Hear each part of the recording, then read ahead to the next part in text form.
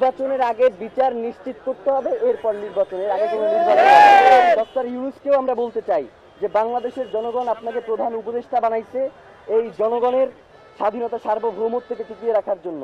জানাজার মাঠে আপনি বলেছেন যে আপনি শরীফ ওসমান হাদিকে ধারণ করেন, কিন্তু একবারের জন্য আপনি জানাজার ময়দানে বলেন নাই যে খুনের বিচারের ব্যাপারে আপনি কি করবেন। মানে এই যে এত বড় একটা হত্যাকাণ্ড হইলো, এর বিচারের জন্য আপনি কি কি পদক্ষেপ দেবেন সেইটা আপনার মুখ থেকে আমরা শুনতে পারি নাই।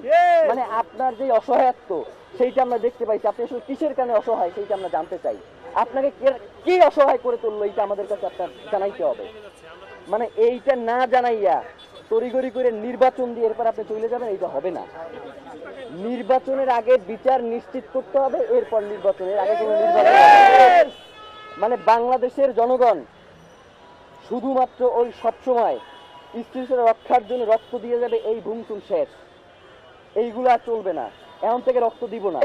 প্রয়োজনে যারা আমাদের ভাইকে হত্যা করছে, গুম করছে, খুন করছে, আপনারা যদি এই দায়িত্ব পালন করতে না পারেন, বাংলাদেশের জনগণ কিন্তু রক্ত নেওয়া শুরু করে দেবে। রক্তপাত শুরু হয়ে গেলে এইটা কিন্তু আপনারা থামাইতে পারবেন না।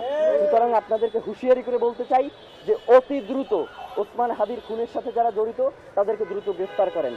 আপনারা যদি সুস্পষ্টভাবে আমাদেরকে বলেন যে খুনি ভারতে পলায়ে গেছে, তাইলে কি করতে হবে? তাইলে যেইটা করতে হবে সেটা হচ্ছে বাংলাদেশে একটা বন্দি বিনিময় চুক্তি আছে, আপনারা জানেন না?